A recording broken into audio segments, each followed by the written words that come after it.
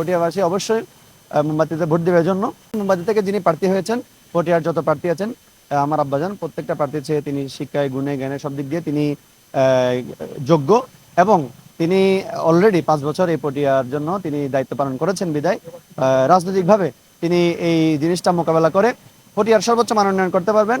এবং রাজনীতি এই জন্য করছি না যে এই 5 বছরের ক্ষমতা নিয়ে আমি 50 বছরের জন্য জনগণ থেকে আলাদা হয়ে যাব। আমি মনে করি জনগণ যদি আমাদেরকে নির্বাচিত করে আমরা জনগণের কাতারেই থাকবো, যেন আগামী 5 বছর পরে যদি জনগণ আমাদেরকে আবার নির্বাচিত নাও করে তখন যেন আমরা জনগণের কাতারেই থাকতে পারি। সেভাবে আমরা জীবনযাপন করব, জনগণকে নিয়ে আমরা বেঁচে থাকবো ইনশাল্লাহ। আসলে বিজয় নিয়ে আমরা একেবারে শতভাগ আশাবাদী। আমরা মাঠে ময়দানে জনগণের মনের আশা আকাঙ্ক্ষা আমরা দেখতে পেয়েছি। আমরা যেখানে গিয়েছি আমার মনে হয় এমন কোনো সিঙ্গেল মানুষ দেখেছি যারা আমাদেরকে বলছে না আপনার এখানে আসছেন কেন, কি দরকার, আপনাদেরকে কে ভোট দিবে। আলহামদুলিল্লাহ সবাই আমাদেরকে আলিঙ্গন করেছেন, বুকে টেনে নিয়েছেন।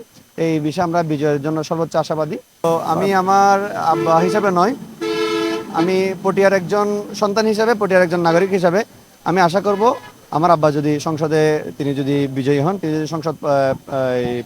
যদি সংসদ সদস্য হতে পারেন, তবে আমি সর্বপ্রথম যে জিনিসটা আশা করব যে তিনি যেন আমার ব্যাংকার ভাইরা যারা চাকরিচ্যুত হয়েছেন তাদের জন্য যেন কর্মসংস্থানের ব্যবস্থা করেন।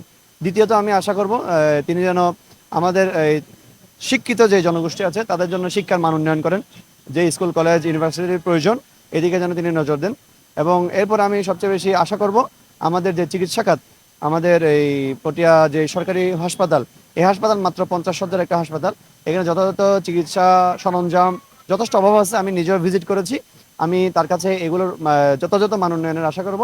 পাশাপাশি আমরা এই নির্বাচন উপলক্ষে মোটামুটি পটিয়ার একেবারে রন্ধে রন্ধে আমরা হেঁটেছি, আমরা দেখেছি এখনো এমন অনেক জায়গা আছে যেখানে মানুষ হেঁটে যাইতে কষ্ট হয়ে যায়, মানুষের জীবনযাত্রার মান অনেক অনুন্নত।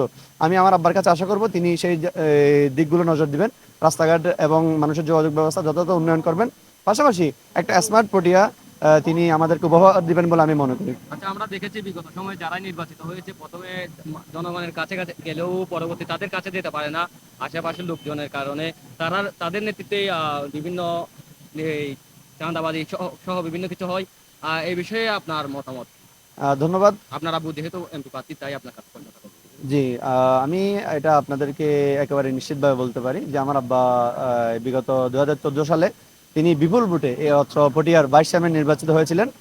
তো সেই ভাইস চেয়ারম্যান নির্বাচিত হওয়ার পরে আলহামদুলিল্লাহ আপনারা দেখেছেন তিনি কোনো গাড়ি বাড়ি নিয়ে চলেন না, দামি কোনো গাড়ি নিয়ে চলাচল করেননি। তিনি সাধারণ লোকাল গাড়িতে চলাফেরা করেন, সিএনজিতে চলাফেরা করেন, সাধারণ একজন মানুষ হিসেবে চলাফেরা করেন। এবং আমাদের জীবনযাত্রা এরকমই স্বাভাবিক যে আমরা সাধারণ জীবনযাত্রাকেই সবচেয়ে বেশি পছন্দ করি।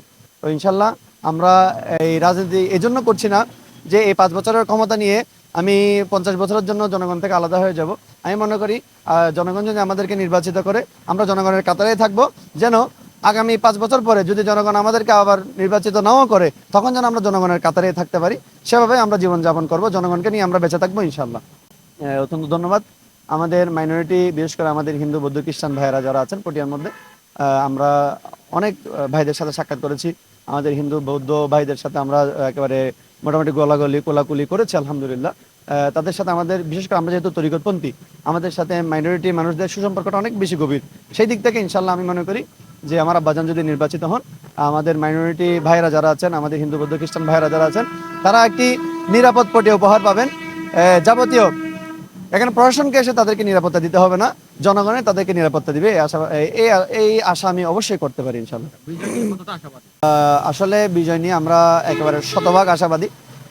আমরা মাঠে ময়দানে জনগণের মনের আশা আকাঙ্ক্ষা আমরা দেখতে পেয়েছি। আমরা যেখানে গিয়েছি আমার মনে হয় এমন কোনো সিঙ্গেল মানুষ দেখেছি যারা আমাদেরকে বলছে না আপনার এখানে আসছেন কেন, কি দরকার, আপনাদেরকে কে ভোট দিবে।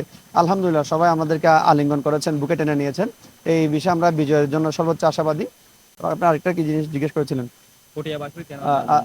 আচ্ছা, পটিয়াবাসী অবশ্যই মোমবাতিতে ভোট দেওয়ার জন্য, যে মোমবাতি এটা একটা সম্প্রীতির প্রতীক প্রথমত।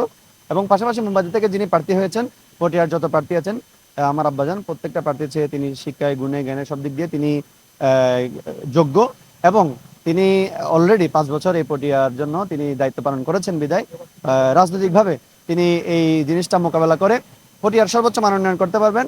এবং আমি মনে করি আমাদের বাংলাদেশের যে সংসদ, এই সংসদ থেকে আমাদের পটিয়ার জন্য যাই বিল পাস হবে এগুলোর যথাযথ বাস্তবায়ন হবে বলে আমি সর্বোচ্চ আশা করি ইনশাআল্লাহ।